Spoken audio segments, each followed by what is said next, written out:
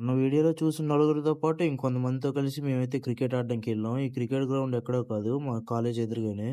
Evening టైమ్‌లో మా college ఎలా ఉందో ఒకసారి చూడండి. భలే ఉంది ఎవ్వరు లేకుండా ఖాళీగా దానికి ఎదురుగానే మా క్రికెట్ గ్రౌండ్. ఇక్కడ టీమ్‌లు ఏద్దామంటే ఒకడు రావట్లేదు. ఇంకొంతమందేమో పక్కెళ్ళి ఆడుకుంటున్నారు.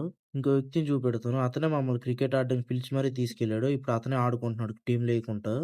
ఇంకిలా కాదని నేనైతే బౌలింగేసాను. ఏసిన బాల్‌కి 6 కొట్టేసాడు. ఇంక నేనేస్తే అవ్వదని చెప్పేసి వేరే వాడికైతే బౌలింగ్ ఇచ్చాడు. పాపం వాడేసిన బాల్‌కి కూడా అలాగనే కొడుతున్నారు 6లు, 4లు. కాదని నేనైతే పక్కెళ్ళిపోయాను. ఈ పక్కెళ్ళేలోపు మా టీమ్ హెడ్ అయితే వచ్చాడు. గోపి అన్న. భలే ఆడుతాడు అన్నయితే గేము. ఇంక అన్నని అలా పరిచయం చేస్తుంటే మా ఫ్రెండ్ నన్ను పరిచయం చేయరా అంటున్నాడు. వీడైతే టీమ్‌లో ఏం ఆడడు గాని పరిచయం చేసుకోమంటున్నాడు ఎందుకో గాని. టీమ్‌లో కూడా లేడు.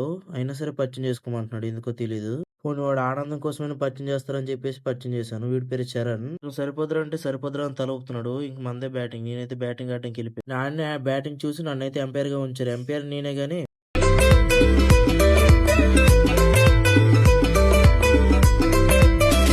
మొత్తానికి బ్యాటింగ్ బాగా ఆడింది వీడే. వీడి బ్యాటింగే లాస్టు. ఇంక ఈ బ్యాటింగ్ అయిపోయాక ఎళ్ళిపోయాము.